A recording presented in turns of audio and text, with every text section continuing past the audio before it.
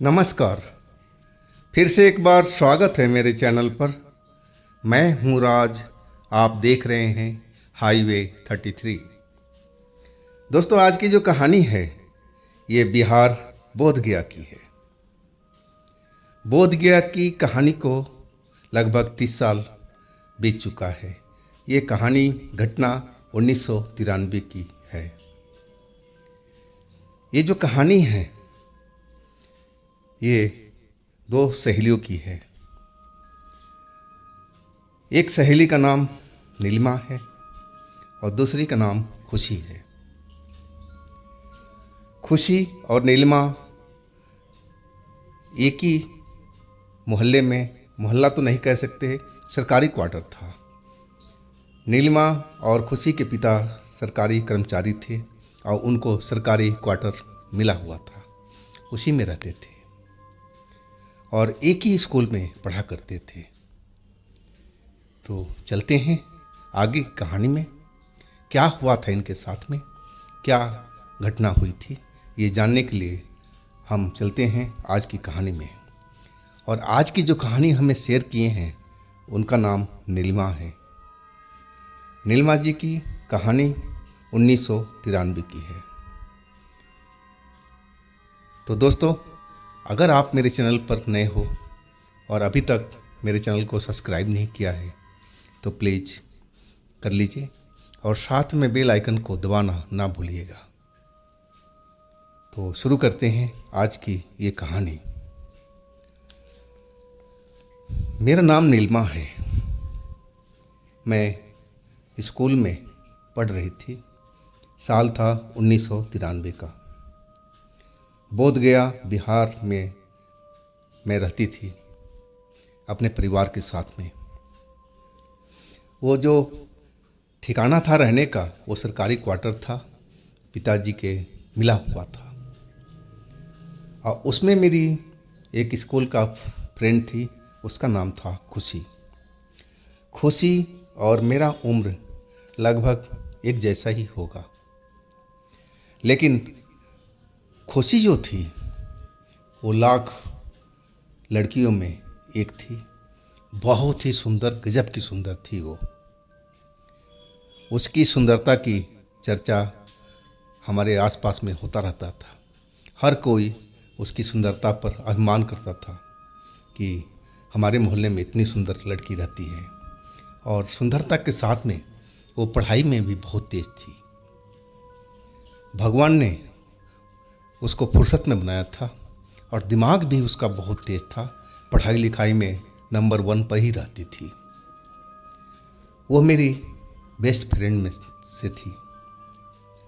हम सब एक दूसरे को अपनी बातें शेयर किया करते थे। पढ़ाई लिखाई से लेकर के जनरल नॉलेज तक एक दूसरे को हम बताया करते थे कि आज क्या हुआ, आज के अखबार में क्या खबर छपी थी, आज क्या हुआ, शहर में क्या होने वाला है। जो हम न्यूज़ पढ़ते थे हम एक दूसरे से शेयर किया करते थे। अचानक कुछ दिन वो स्कूल आना बंद कर दिया। हमारा जो घर था थोड़ा सा दूरी पर था, 4 मकान छोड़ करके, लेकिन मैं उसके घर में बहुत कम आए जाया करती थी। हमारा जो दोस्ती था स्कूल के था और बाहर में गली में खेलने के टाइम में था। हम पार्क में भी जाते थे, वहाँ हम बैठ के घंटों बात किया करते थे, लेकिन घर मैं बहुत कम जाया करती थी। जब वो स्कूल नहीं आने लगी तो मुझे आशंका हुआ कि कहीं उसका तबीयत तो नहीं खराब हो गया है। पता तो करना ही चाहिए कि क्या हुआ खुशी के साथ में।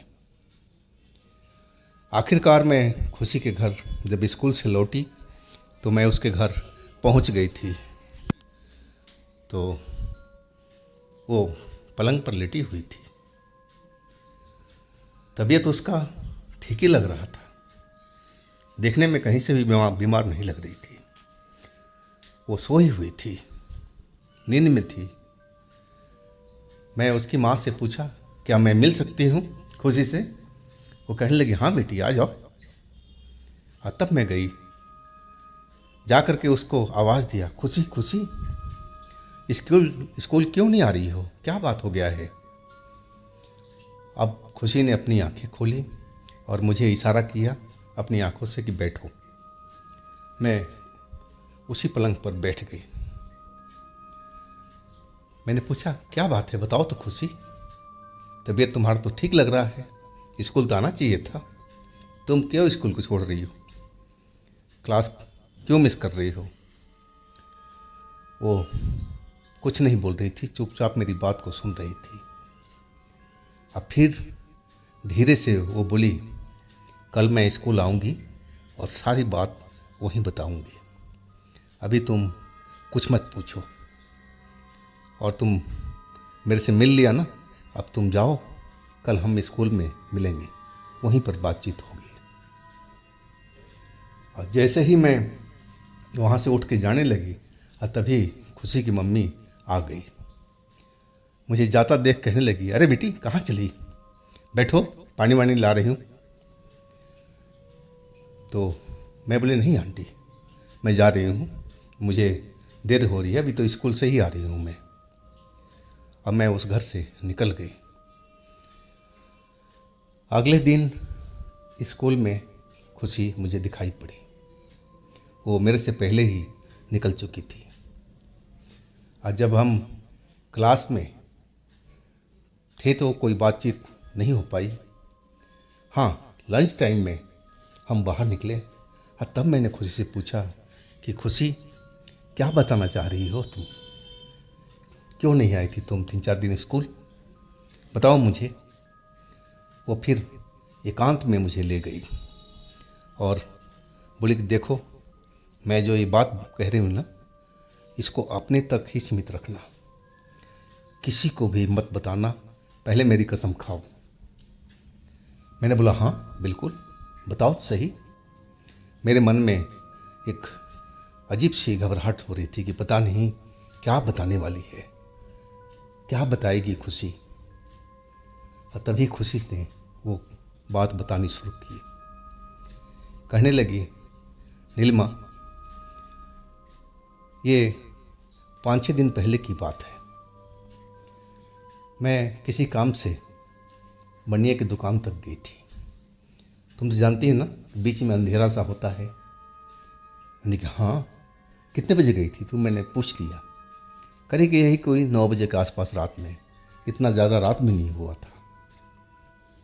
मेरे बाल खुले हुए थे, मैं कंघी करके और बाल खुले छोड़ कर के चली गई थी। कोई अर्जेंट सामान मम्मी ने मंगाया था। और जब बनिए की दुकान से सामान लेकर के वापस आ रही थी, उसी अंधेरे जगह पर मुझे एक लड़का दिखाई पड़ा। खूबसूरत सा लड़का, लंबा चौड़ा, देखने में बहुत स्मार्ट लग रहा था। वो मेरे को देख कर के आवाज़ करने लगा, सुनो सुनो, मेरी बात सुनो, कहाँ जा रही हो, इधर आओ। पता नहीं उसकी आंखों में क्या था, मैं उसकी आंखों की तरफ देखा, बस देखती ही रह गई थी। लगा कि मैं किसी जादू में बंध गई हूँ और मैं उसके पास अंधेरे में चली गई। और उसके बाद मुझे कुछ याद नहीं था। जब मुझे याद आया, होश आया, तो मैं रोड पर ही थी, खड़ी थी। और मैं चारों तरफ देखने लगी कि मैं यहाँ पर इस अंधेरे जगह पर क्यों रुकी हुई हूँ, क्योंकि मुझे याद नहीं आ रहा था। बस मुझे इतना याद था कि उस लड़के ने आवाज़ दिया था, लेकिन वो लड़का तो वहाँ पर अब दिखाई नहीं पड़ रहा था, पता नहीं कहाँ गायब हो गया था। मैं अब जल्दी जल्दी अपने घर की तरफ भाग गई। डर मुझे बहुत लग रहा था, दिल का धड़कन बढ़ा हुआ था। और मैं सामान मम्मी को दिया। मेरी हालत देख कर के मम्मी बोलने लगी, अरे क्या हुआ खुशी, क्या हुआ तेरे साथ में, क्या किसी से लड़ाई झगड़ा हुआ, इतनी तू घबराई हुई क्यों दिख रही है, क्या किसी ने कुछ बोला। मैंने माँ से कहा कि नहीं, कुछ नहीं हुआ, किसी से लड़ाई झगड़ा नहीं हुआ, लेकिन ऐसे मेरे साथ में हुआ है। अब मैं सारा डिटेल कहानी मम्मी को बता दिया कि उस अंधेरी जगह में एक लड़का दिखाई पड़ा था। वो मुझे आवाज़ देने लगा था कि तुम इधर आओ, तुम इधर आओ। और उसके बाद मैं उसकी आंखों में देखा और मुझे कुछ समझ में नहीं आ रहा था कि मेरे साथ हुआ तो क्या हुआ, मैं वहाँ तक गई थी कि नहीं गई थी, मुझे कुछ भी याद नहीं है। माँ मेरी बात को सुन कर के डर सी गई थी और बोली कि देखो, अब रात के टाइम में कहीं बाहर जाना ठीक नहीं है, अब तुम कहीं बाहर मत निकलना, जो कुछ होगा मैं देख लूँगी, तुम्हारे पापा आएंगे तो वो चले जाएंगे। अब उस रात तो बात ख़त्म हो चुकी थी। हम लोग खाना वाना खा कर के आराम से अपने अपने कमरे में चले गए थे। 3 कमरों का घर था और हमारा परिवार भी छोटा था। एक कमरे में मैं अकेले रहती थी, एक में मम्मी पापा और एक में मेरा भाई था। मैं खाना पीना खा कर के कुछ पढ़ रही थी स्कूल की किताबें, और पढ़ते पढ़ते ना जाने कब मुझे नींद आ गई थी। और मेरी जब आँख खुली तो पूरा अंधेरा हुआ पड़ा था कमरे के अंदर में, जबकि मैं लाइट जलता हुआ छोड़ दिया था। हाँ, बाहर की रोड साइड पर और दूसरे जगह पर लाइट आ रही थी, उजाला था, लेकिन मेरे कमरे की रोशनी बिल्कुल बंद पड़ा था। गर्मी के दिन थे, पंखा चल रहा था, लेकिन लाइट ना जाने कैसे बंद हो गया था। और मैं घबरा करके देखने लगी। मैंने देखा कि मेरे साथ में पलंग पर कोई है। मैं एकदम दिल का धड़कन बढ़ा हुआ था तेज तेज, आखिर कौन है ये और बंद कमरे में कैसे आ गया। मैं चीखना चाहा, तब तक किसी ने मेरे मुंह पर हाथ रख दिया, मेरे मुंह को दबा दिया। मेरी चीख अंदर ही घुट करके रह गई और उसके बाद मैं अपना होश खो बैठी। जब होश आया तो सुबह हो चुकी थी। माँ दरवाजे को पीट रही थी, खुशी खुशी दरवाज़ा खोलो बेटा, देखो सुबह हो चुकी है, जल्दी नहा धो लो, स्कूल भी जाना है। तब मेरी नींद खुली। मैंने देखा मेरे शरीर पर एक भी कपड़ा नहीं था। अब मैं इतना डर चुकी थी कि मैं चीख पड़ी थी जोर से, और फिर मैं चीखते हुए रोने लगी। अब जो मम्मी थी वो बार बार दरवाज़ा पीटने लगी। क्या हुआ तेरे साथ में खुशी बेटा, क्या हुआ, क्यों चीख रही, क्यों रो रही, दरवाज़ा तो खोल, दरवाज़ा तो खोल बेटा। मेरी हिम्मत नहीं थी कि मैं उठ के कपड़े अपने पहनूं और दरवाजे तक जाऊं, लेकिन माँ इतना ज़ोर ज़ोर आवाज़ कर रही थी, दरवाजे पर चिल्ला रही थी, कहीं पड़ोसी ना सुन लें। और इसी वजह से मैं अपने जो फेंके हुए कपड़े थे पलंग के नीचे, मैंने उसको उठाया और फिर पहना और फिर रोते हुए जाके दरवाज़ा खोला। दरवाज़ा खोलते ही माँ अंदर आ गई और चारों तरफ कमरे के अंदर देखने लगी। क्या हुआ तेरे साथ में बेटा, क्या हुआ, बता तो सही। फिर मैंने सारा कहानी माँ से बताई कि माँ देख, मेरे साथ में ऐसा ऐसा हुआ है। अब मैं जो बताई, माँ एकदम सन्न सा रह गई थी, पूरा डर चुकी थी, चेहरा एकदम पीला पड़ चुका था, आंखें लग रहा था कि पथरा गई है मेरी बातें सुन करके। वो बिल्कुल डरी हुई थी। कुछ पल तो कुछ बोल ही नहीं पाई थी, और जब वो बोली तो बहुत धीरे धीरे और रोते हुए बोल रही थी कि देख बेटा, ये बात को घर के बाहर मत जाने देना, नहीं तो बहुत बड़ी बेइज्जती होगी। अब बेटा तेरे शादी पर भी दिक्कत आ सकती है, फिर तेरी शादी भी कोई नहीं करेगा बेटा। इस बात को इस कमरे से बाहर जाने मत देना।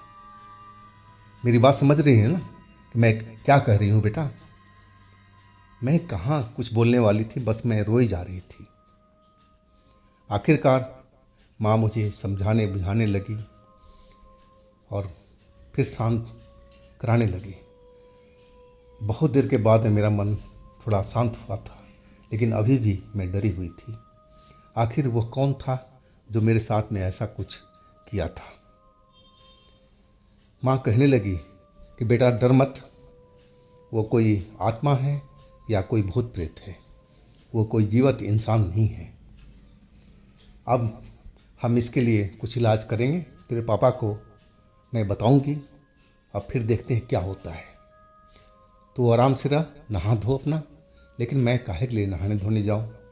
मैं तो फिर पलंग पर सो गई थी। अपने भविष्य के बारे में सोचने लगी कि अब मेरा क्या होगा। मैं अब तो कहीं कर नहीं रही, इतना मैं हिम्मत हार चुकी थी। पापा कमरे में आए, मम्मी साथ में आई। अब पापा पूछने लगे वही सब बातें कि वो कैसा था, क्या हुआ तेरे साथ में बेटा। अब भला मैं पापा को क्या बताऊं कि उसने मेरे साथ में क्या क्या किया। अब मुझे तो वो भी नहीं पता था। मैं तो जब मेरी आँख खुली तो मैं बिना कपड़ों की पलंग पर पड़ी हुई थी। कपड़ा मेरा सब नीचे फेंका हुआ था। सब मैं जितना था मम्मी को बता चुकी थी। मम्मी कहने लगी मैं आपको बताई ना, वही सब बातें हैं, चलो आप यहाँ से और इसका कुछ जल्दी से इलाज करो, जो करना है जल्दी करो, नहीं तो ये मामला बिगड़ता जाएगा। पापा भी अब चिंतित हो उठे थे।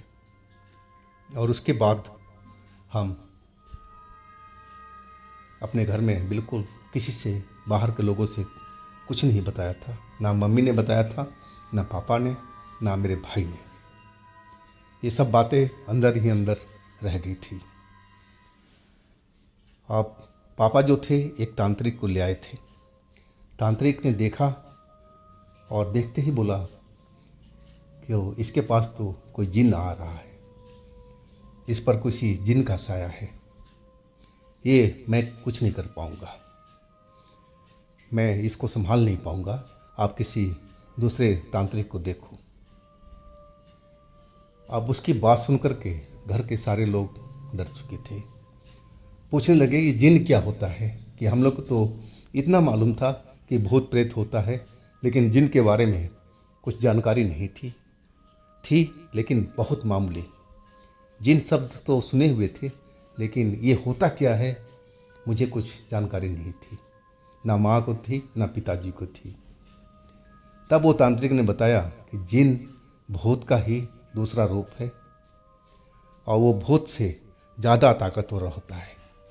जिसके पीछे पड़ जाए उसको छोड़ता नहीं है, वो पाके ही छोड़ता है और फिर अपने साथ में ले जाता है, उसको अपने पास सदा के लिए रखने के लिए। अब तांत्रिक ने जो बात बोला उससे तो मैं बहुत डर चुकी थी। हे भगवान, अब मेरा क्या होगा? मेरा भविष्य तो अब अंधकार में दिख रहा है।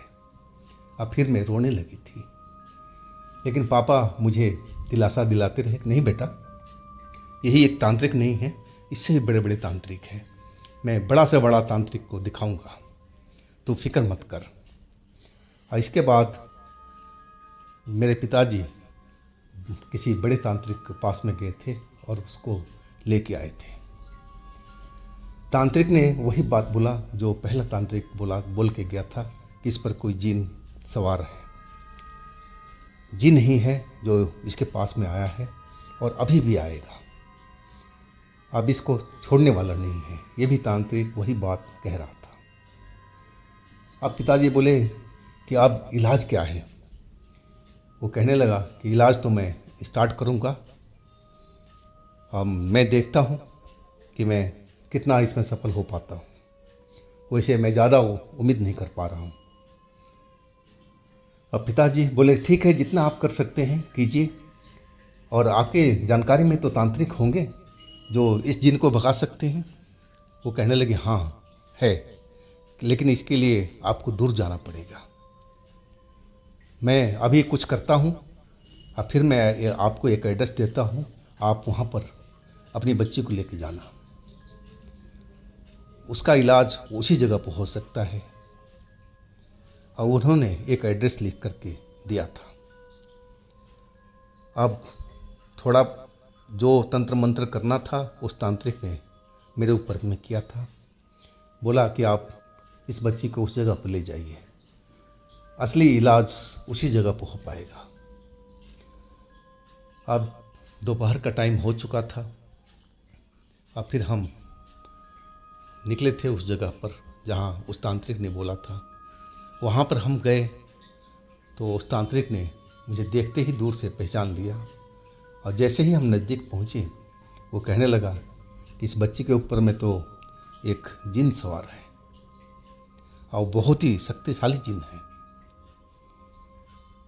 पिताजी कहने लगे, देखिए महाराज, हम आपकी शरण में आए हैं, आप बहुत दूर से आए हैं, कृपया करके इस बच्ची का इलाज कीजिए, इसको इस जिन से मुक्त करा दीजिए। वो तांत्रिक आसमान की तरफ देखने लगा और फिर अपने आंखें बंद कर ली। कहने लगा कि देखो, मैं कोशिश करूँगा, ज़रूर मैं कोशिश करूँगा कि जिन इसके शरीर से दूर हो जाए। और फिर वो अपने तंत्र मंत्र करने लगा था। वो कहने लगा कि 2-3 दिन तक आना पड़ेगा आपको इसके इलाज के लिए। और फिर हम रोज़ वहाँ पर जाने लगे। 3 दिन तक हम लगातार वहाँ गए थे और इलाज हमारा शुरू हो गया था। लेकिन जब तक इलाज चल रहा था वो जिन हमारे शरीर पर नहीं आया, ना मुझे दिखा था। मुझे भी लगने लगा कि बाबा का जो झाड़ फूक है वो काम कर रहा है, और परिवार के लोगों को भी वही खुशी मिल रही थी कि चलो अब उस जिन से हमारा पीछा छूट जाएगा। लेकिन असल में ऐसा हुआ नहीं। 3 दिन के बाद में वो तांत्रिक बोलने लगे कि आप घर पे ही रहो, और कुछ ताबीज़ वगैरह बना कर दिए। बोले इस बिटिया के गले में डाल दो, और फिर मैं आऊँगा 15 दिन के बाद में। मैं कहीं जा रहा हूँ किसी दूसरे शहर में, और मैं आपके सीधे घर पर ही आऊँगा। अब ताबीज़ वगैरह तो मेरे गले में आ चुका था, और वो रात मैं बिल्कुल भूल नहीं पाती। मैं अकेले सोया नहीं करती थी। अब मैं मम्मी के साथ सोती थी पलंग पर। डर इतना लगता था। 12 से ऊपर का टाइम हो चुका था। हम सोए हुए थे। हमें अब लग रहा था कि जिन हमारे पास में कभी नहीं आएगा। लेकिन जैसे ही 12 बजा था, नींद हमारी खुल चुकी थी। अब क्या देख रहा हूँ कि वही लड़का मेरे सामने में खड़ा है, और उसकी आंखें अब लाल लाल अंगारे की तरह दहक रही थी। वो गुस्से में था। मेरी माँ अभी नींद में थी, लेकिन मेरी नींद तो अब उड़ चुकी थी। वो लड़का मुझे डांटने लगा, वो मुझे धमकाने लगा, कहने लगा कि तेरी हिम्मत कैसी हुई, तू तांत्रिक के पास में गई थी इलाज कराने, क्या तांत्रिक तुझे बचा पाएगा? कभी नहीं बचा पाएगा। वो मेरा कुछ नहीं बिगाड़ पाएगा। तू मुझे पसंद है और मैं तुझे छोड़ने वाला नहीं हूँ। मैं अब तुझे अपने साथ में लेके जाऊँगा। तू अब मेरे साथ में रहेगी सदा के लिए। हाँ, मैं अपनी मम्मी को उठा रही हूँ, मम्मी उठ, मम्मी उठ। लेकिन मम्मी का नींद बिल्कुल नहीं टूटा। वो करवट बदल रही थी, आंखें खोलने की कोशिश कर रही थी, लेकिन आंखें खुल नहीं पा रही थी। शायद ये भी उस जिन का जादू था। मम्मी के ऊपर में उसने जादू कर रखा था। वो उठ नहीं पा रही थी, नींद में बेहोश थी। और इसके बाद में वो जिन ने मेरे को उसी पलंग पर पटक दिया, और जैसे ही पटका मैं अपना होश खो बैठी थी। मेरी जब होश आया, आंखें खुली, तो फिर सुबह हो चुकी थी, और फिर मेरे शरीर पर एक भी कपड़े नहीं थे। कपड़े सारे नीचे फेंके हुए थे। अब मैं अपनी माँ को उठाने लगी, माँ माँ जल्दी उठ माँ। अब माँ का नींद खुल चुका था। अब मुझे इस हालत में देख कर के वो डर चुकी थी। क्या हुआ बेटा, फिर आ गया क्या वो जिन? मैं सर हिलाया, लेकिन माँ अब मैं बचने वाली नहीं हूँ। वो मेरे साथ में ऐसा वैसा बोल के गया है कि तुझे अब ज़िंदगी भर के लिए अपने साथ लेके जाऊंगा। वो अब मुझे मार देगा माँ, मुझे बचा लो माँ। माँ बोली, पहले तो कपड़े पहन, जल्दी पहन बेटा। माँ ने कपड़े उठा के दिए, मैं कपड़े पहनी। लेकिन अब डर तो लग रहा था कि अब वो जिन मुझे छोड़ने वाला नहीं है। और इसके बाद मम्मी पापा को सारी बात बताई। अब फिर हम किसी तीसरे तांत्रिक के पास पहुंच गए थे। उस तांत्रिक ने भी मेरा इलाज किया, वो भी ताबीज़ दिया बना करके। अब वो ताबीज़ डाल करके हम दिन में भी वो मुझे नज़र आने लगा, वो मुझे धमकाने लगा कि तू बच नहीं पाएगी, अब तू मेरे साथ में ही चलेगी। अब ये सब बात सुन कर के मैं तो उसकी तरफ देखने लगी कि खुशी, तेरे साथ इतना सब कुछ हो गया, तूने मुझे बताया तक नहीं। वो रोने लगी थी खुशी। मैं उसको चुप कराई, खुशी चुप हो जा, हर चीज़ का इलाज इस दुनिया में है, ऐसा कोई चीज़ ना हो जिसका इलाज ना हो। एक से एक बीमारी का इलाज अब हमारे यहाँ पर हो रहा है, तो ये भी एक बीमारी है, इसका भी इलाज कहीं ना कहीं तो ज़रूर होता होगा। अपने पिता से बोल कि तुझे कहीं और जगह पर ले जाएं, किसी अच्छे तांत्रिक के पास ले जाएं, ज़रूर वो तांत्रिक तेरे ऊपर से वो जिन उतार फेंकेगा। मैं उसको समझाने लगी थी। इसके बाद स्कूल की घंटी बज चुकी थी, हम क्लासरूम में आ गए थे।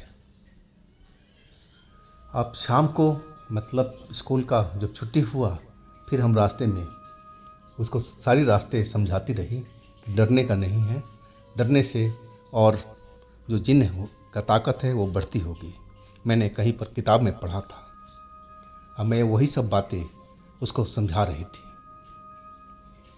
और उसको घर में छोड़ करके मैं अपने घर चली आई थी। लेकिन मैं रात को सो नहीं पा रही थी। उसकी सब बातें सुन करके मुझे भी डर लग रहा था। क्या वास्तव में उसके साथ जिन ऐसा ही किया होगा? उसकी बातें सोच करके सारे शरीर में सिहरन सी, डर सी महसूस हो रही थी। अगले दिन मैं स्कूल पहुंची तो पता चला कि खुशी नहीं आई है। मुझे उसकी चिंता हो चुकी थी। ये क्या जिन ने फिर उसके ऊपर में हमला किया है क्या? स्कूल में मेरा मन नहीं लग रहा था। अब मैं स्कूल की छुट्टी का इंतज़ार कर रही थी। जैसे छुट्टी हुई, मैं भागती हुई खुशी के घर पहुंच गई थी। खुशी कमरे के अंदर चिल्ला रही थी, बहुत तेज तेज आवाज़ में चिल्ला रही थी। दरवाज़ा बंद था मेन गेट का। मैं दरवाज़ा खटखटा रही थी कि आंटी दरवाज़ा खोलो, दरवाज़ा खोलो, मैं नीलिमा हूँ। लेकिन दरवाज़ा नहीं खुल रहा था। खुशी की चिल्लाने की, चीखने की आवाज़ मुझे साफ साफ सुनाई पड़ रही थी। पता नहीं उसके साथ में क्या हो रहा था इस वक्त में। मैं काफ़ी देर इंतज़ार किया, तब जा कर के मैं वहाँ से चल पड़ी थी अपने घर के लिए। मुझे लगा कि आंटी दरवाज़ा नहीं खोलेगी और मैं अपने घर पर आ गई थी। फिर स्कूल में वो मेरी सहेली दिखाई नहीं पड़ी। हाँ, स्कूल से आते वक्त मैं फिर उसके दरवाजे पहुंच जाती, लेकिन दरवाज़ा वो बंद ही मिलता। कभी कभी मुझे चीख सुनाई नहीं पड़ती, कभी कभी ज़रूर सुनाई पड़ती थी। वो चीख सुन करके मैं डर जाती थी। और एक दिन मुझे वो खबर मिली। वो खबर इतनी शौक वाली थी कि मैं बर्दाश्त नहीं कर पाई थी। पता चला कि मेरी सहेली खुशी अब इस दुनिया में नहीं है, वो गुजर गई है। मरते टाइम में उसके नाक से, मुंह से बहुत सारा खून निकला था। बस मुझे इतनी ही जानकारी है, क्योंकि उस घर में मैं जा नहीं पा रही थी। डर मुझे अब बहुत लगने लगा था। मैं उस डर को सहन नहीं कर पा रही थी, इतनी डरी हुई थी। लेकिन मैं अपनी सहेली से वादा किया था कि इस मोहल्ले में तुम्हारे जानने वालों के बीच में कभी मैं बात को शेयर नहीं करूंगी। और वो उसकी मौत एक रहस्यमय मौत बन के रह गई थी। बीमारी का बहाना बनाया गया कि बीमार थी और वो मुंह से खून फेंक करके मर गई। लेकिन असली राज मैं जानती थी कि उसके साथ में क्या हुआ होगा। ज़रूर वही जिन्नात था जो उसकी जान ले लिया होगा। वो दिन में भी जो आवाज़ चीखने की आ रही थी मेरी सहेली की, वो जिन का ही कोई कारनामा था। और वो जिन नहीं चाहता था कि ये किसी तांत्रिक के पास में जाए, कोई ताबीज़ इसके गले में हो, वो बिल्कुल बर्दाश्त नहीं कर पा रहा था। और आखिरकार उस जिन ने मेरी सहेली की जान ले ही लिया था।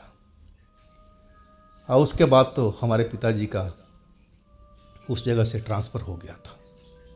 हम दूसरे शहर में आ गए थे।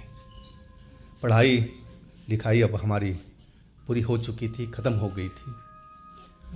और इसके बाद हमारी शादी हो गई।